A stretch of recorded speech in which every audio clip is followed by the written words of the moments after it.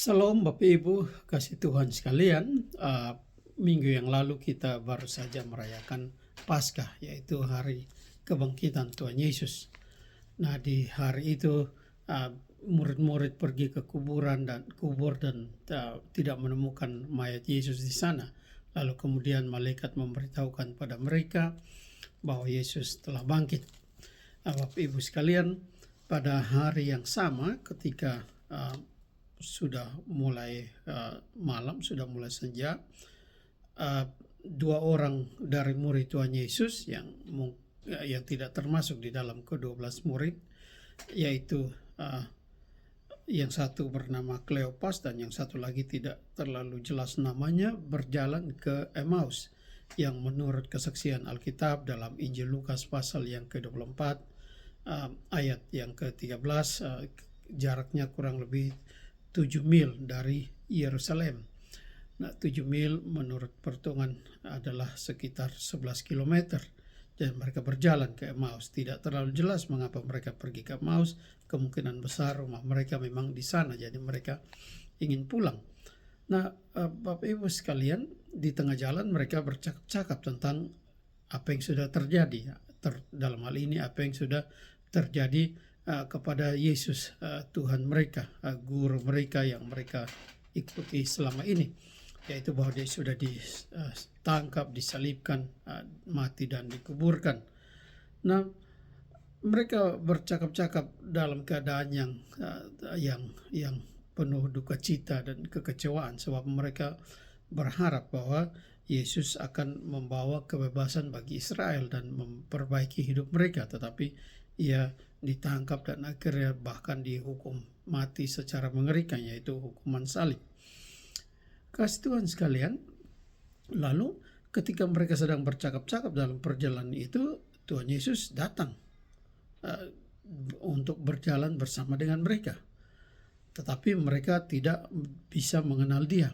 Ada sesuatu yang menghalangi mata mereka, kata Alkitab dalam Injil Lukas pasal 24 ayat yang ke-16. Kita tidak terlalu jelas apa itu, tetapi banyak orang yang menduga bahwa tubuh Yesus sesudah kebangkitan itu tubuh yang sempurna. Memang Yesus sempurna bahkan sebelum ia mati, yaitu bahwa ia tidak berbuat dosa, tetapi tubuhnya sebelum ia mati dan bangkit, tubuhnya dipengaruhi oleh semua keadaan di dunia ini, bahwa walaupun dia tidak berbuat dosa, tetapi ia harus juga menderita akibat perbuatan dosa manusia yang lain. Ia juga mengalami sakit ketika dilukai. Ia juga bisa lapar dan bisa sedih, bisa capek dan sebagainya. Tetapi sesudah kebangkitan Yesus datang, tubuh Yesus sudah diperbarui, sudah disempurnakan, sehingga itu menjadi satu penyebab bahwa mereka tidak begitu bisa langsung mengenal dia. Nah, dia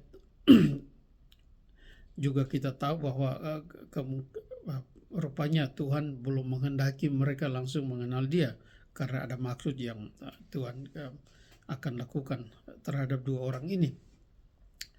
Nah, Tuhan Yesus datang dan bertanya, apakah yang kamu percakapkan sementara kamu berjalan? Lalu mereka berhenti dengan muka muram.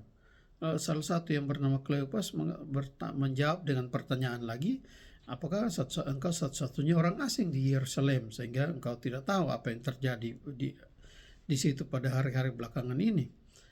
Lalu Yesus bertanya pada mereka, apa yang terjadi? Apakah itu? Lalu Tuhan Yesus bukan bertanya karena dia tidak tahu, tetapi dia ingin mereka menumpahkan isi hati mereka kepadanya. Dia mengerti bahwa mereka dalam keadaan susah, mereka dalam keadaan putus asa, mereka butuh untuk mengungkapkan isi hati dan pikiran mereka supaya mereka merasa sedikit lega. Dan jadi kita melihat Tuhan Yesus adalah seorang konselor yang sangat baik dalam hal ini. Tetapi itu belum semuanya, ada yang lebih besar dari itu lagi, dari sekedar menjadi konselor yang baik saja. Nah, lalu mereka menjawab, apa yang terjadi dengan Yesus orang Nazaret? Jadi mereka langsung pada pokok masalah, apa yang membuat mereka menjadi sedih, mereka menjadi susah dan putus asa, yaitu bahwa mereka percaya bahwa Yesus orang Nazaret itu adalah seorang nabi yang berkuasa. Dan di situ dikatakan dalam pekerjaan dan perkataan di hadapan Allah dan di hadapan seluruh bangsa kami, artinya bangsa Israel. Nah, mereka ingin mengatakan pada Tuhan Yesus yang belum mereka kenal pada saat itu sesudah Ia bangkit, bahwa mereka berharap bahwa Yesus orang Nazaret itu, mereka mengaku bahwa Yesus orang Nazaret adalah seorang nabi. Ia mendapat kuasa dari Tuhan untuk melakukan mujizat dan untuk mengajarkan hal-hal yang luar biasa yang membuat banyak orang menjadi takjub. Tetapi kata mereka, dan itu terjadi di hadapan seluruh bangsa Israel. Seluruh Israel mengenal Yesus dalam perbuatan ajaibnya maupun pengajarannya yang hebat. Nah, tetapi mereka katakan dalam ayat yang ke-20, tetapi imam-imam kepala dan pemimpin kami telah menyerahkan dia untuk dihukum mati dan mereka telah menyalibkannya. Jadi memang Pilatus, dalam hal ini kekuasaan Romawi, dan para prajurit Romawi yang menyalibkan Yesus memang bersalah dalam hal mereka menghukum Yesus secara tidak adil itu. Tetapi yang paling bersalah, yang nyata dari apa yang dikatakan oleh dua orang murid yang berjalan ke Emmaus ini, yang paling bersalah adalah imam-imam dan pemimpin-pemimpin agama Yahudi. Mereka yang belajar Alkitab, tetapi mereka tidak mengenal Yesus, tidak mengakui Yesus sebagai Mesias. Malahan mereka benci kepadanya karena dia menegur mereka dan dia juga menyatakan kesalahan mereka, lalu mereka menyerahkan dia untuk dihukum mati. Mereka tidak menerima bahwa Yesus adalah Mesias. Mereka menyerahkan dia untuk dihukum mati. Jadi mereka yang paling bersalah atas kematian Yesus, para pemimpin agama Yahudi, para imam-imam kepala. Padahal kata dua murid yang berjalan ke Emmaus ini, kami dahulu mengharapkan bahwa dialah yang datang untuk membebaskan Israel. Itu ayat yang ke-21. Nah, di sini Bapak Ibu kita melihat sesuatu yang penting untuk untuk kita pelajari dan menjadikan pelajaran yang berharga bagi kita semua orang Kristen pada masa kini. Mereka berharap, mereka kecewa karena mereka melihat Yesus dihukum mati, padahal mereka berharap dia datang untuk membebaskan bangsa Israel. Ada sesuatu yang salah dalam teologi orang Israel pada saat itu, dalam pengajaran para pemimpin agama Yahudi, imam-imam kepala, orang Farisi, dan para pemimpin agama Yahudi pada masa itu. Ketika mereka mengajarkan bahwa Mesias akan datang, mereka hanya mengajarkan tentang kejayaan Mesias, bahwa dia akan menjadi seorang pemenang, dia seorang raja, dia menyelamatkan dan sebagainya. Tetapi mereka tidak mengajarkan bahwa Mesias itu akan masuk kepada kemuliaannya setelah melewati penderitaannya. Sehingga mereka dan seluruh rakyat dan kebanyakan rakyat tidak menerima ketika melihat Yesus menderita. Kita ingat Simon Petrus pun pernah tidak bisa menerima ketika Yesus mengatakan dia akan menderita dan mati dan kemudian dibangkitkan. Nah, dan itu membuat mereka menolak dia. Dan itu membuat kedua murid yang berjalan ke Emmaus ini juga masih merasa sangat kecewa dan putus asa bahwa Yesus akhirnya ditangkap dan disalibkan, berkorban di atas kayu salib dan mati. Mereka tidak mengerti bahwa dalam Alkitab, kitab nabi-nabi, misalnya yang paling terkenal dalam kitab Nabi Yesaya pasal 52, 53, juga dalam Mazmur pasal 22, Mesias itu harus berkorban untuk mencapai kemuliaannya, berkorban untuk menyelamatkan umatnya dan mencapai kemuliaannya. Mereka tidak mau mengakui itu. Pengajaran mereka selama ini menghindari soal Mesias yang menderita. Kita tidak punya waktu untuk membahas terlalu panjang tentang hal itu, tapi cukup untuk melihat bahwa pengajaran yang salah, doktrin Alkitab yang tidak benar, membawa kesesatan dan membawa pemahaman yang tidak benar dan akhirnya penolakan terhadap Mesias di dalam diri orang-orang Israel, dan membawa keputusasaan di dalam diri kedua murid yang berjalan ke Emmaus ini bersama teman-teman mereka yang lain. Nah, Ibu yang Tuhan Yesus kasihi. Tetapi kata mereka, sementara itu telah lewat 3 hari sejak semuanya itu terjadi. Apakah mereka hanya menyatakan waktu atau mereka mengingat bahwa akan janji bahwa dalam 3 hari dia akan bangkit? memang tidak terlalu jelas. Nah, tapi mereka mengatakan bahwa beberapa perempuan dari kalangan mereka pagi-pagi buta pergi ke kubur, maksudnya untuk membawa rempah-rempah, minyak, dan mewangikan, membawa wangi-wangian untuk di kubur Yesus. Tapi mereka tidak menemukan mayatnya. Lalu perempuan-perempuan itu juga datang pada murid-murid yang lain, menurut kesaksian murid-murid yang berjalan ke Emmaus ini, dan mengatakan bahwa perempuan-perempuan itu mengatakan bahwa mereka telah melihat malaikat-malaikat yang mengatakan pada mereka bahwa Yesus hidup. Dan kemudian bahkan beberapa teman kami, kata mereka dalam ayat ke-24, pergi ke kubur dan mendapati bahwa memang benar yang dikatakan perempuan-perempuan itu, bahwa mayat Yesus tidak ada di situ. Rupanya juga melihat bahwa ada malaikat di situ yang mengatakan bahwa dia hidup. Tetapi semua ini tidak cukup membuat mereka percaya bahwa Yesus memang harus bangkit. Bahwa Yesus tidak bisa dikalahkan, ditaklukkan oleh maut. Oleh karena itu, Bapak Ibu sekalian, dalam ayat yang ke-25, Tuhan Yesus menegur mereka. Hai kamu orang bodoh, betapa lambannya hatimu sehingga kamu tidak percaya segala sesuatu yang telah dikatakan para nabi. Artinya, para nabi artinya para penulis Alkitab yang sudah tersedia pada saat itu. Artinya Tuhan Yesus, kita lihat di sini, Tuhan Yesus tidak mengatakan, hai kamu orang bodoh, betapa lambannya hatimu sehingga kamu tidak percaya akan penglihatan teman-temanmu. Tetapi Tuhan Yesus mengatakan betapa lambannya hatimu sehingga kamu tidak percaya akan segala sesuatu yang dikatakan para nabi. Artinya segala sesuatu yang dikatakan oleh firman Tuhan lewat para nabi. Bukankah Mesias harus menderita semuanya itu? Jadi Tuhan Yesus menekankan bahwa Mesias untuk memasuki kemuliaannya dia harus melewati penderitaan. Mengapa? Sekali lagi, mengapa Tuhan Yesus menekankan soal penderitaan Mesias sebelum masuk ke dalam kemuliaannya? Sekali lagi seperti yang kita katakan tadi, bahwa orang-orang Israel tidak tepat dalam mengajarkan anak-anak mereka, umat mereka. Mereka tidak mengajarkan bahwa Mesias akan menderita. Sehingga Tuhan Yesus mengingatkan di sini, menegur mereka dengan mengatakan, bukankah nabi-nabi sudah menulis bahwa Mesias harus menderita sebelum untuk masuk ke dalam kemuliaannya.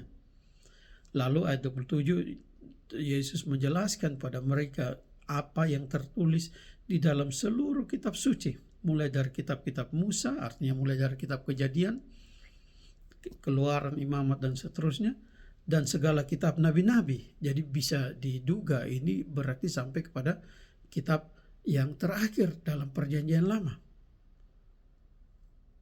Dan apa yang Tuhan Yesus jelaskan tentang kitab-kitab itu, tentang seluruh Alkitab itu?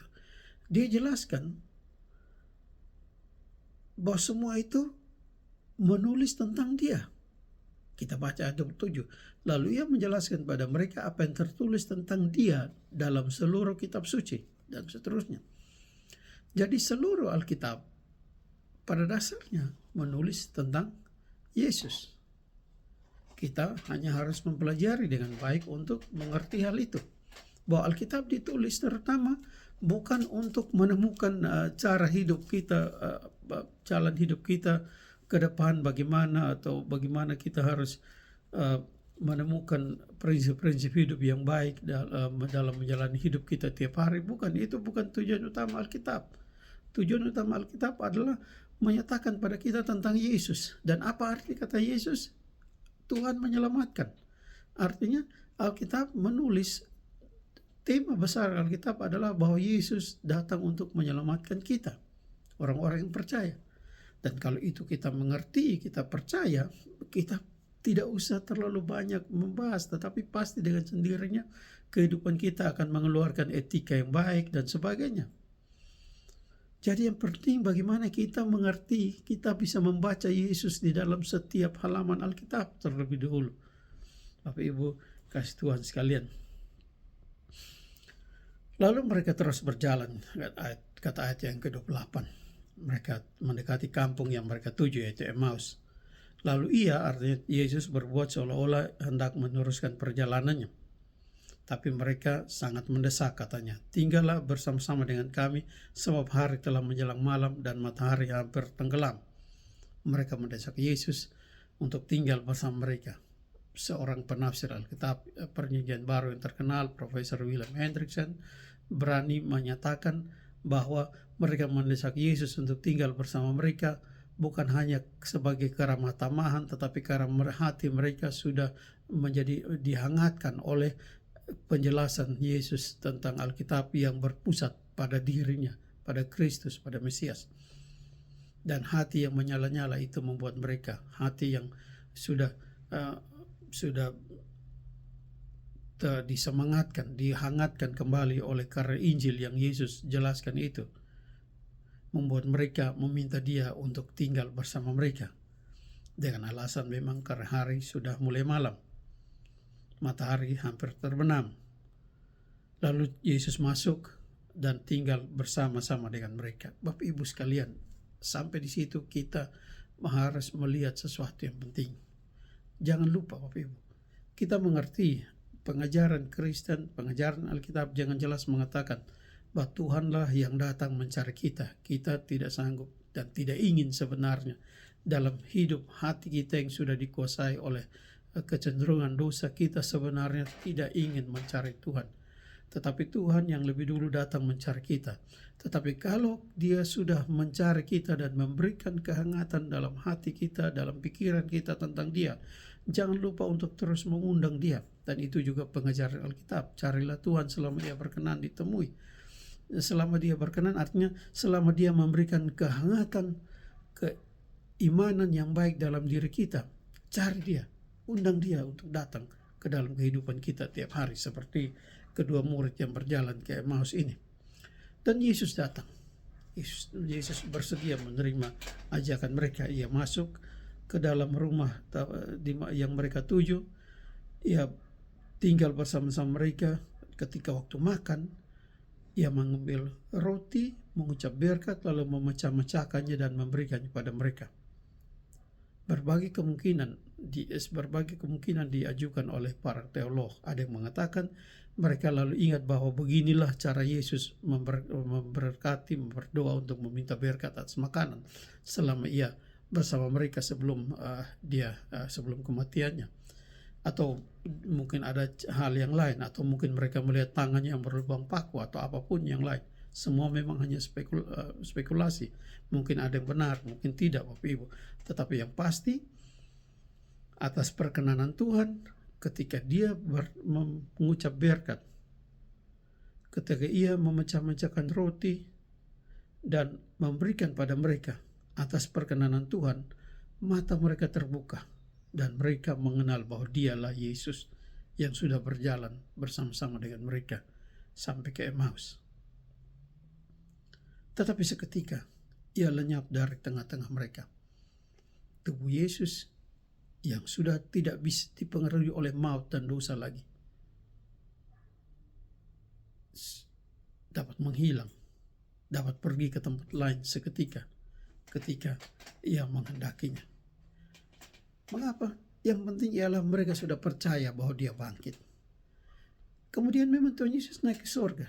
Jadi Yesus tidak berpikir seperti kita baca dari Alkitab bahwa Dia secara fisik harus selalu berada dengan murid-muridnya. Yang penting mereka sudah percaya bahwa Dialah Tuhan, Anak Allah yang telah bangkit. Yesus pergi dari tengah-tengah mereka.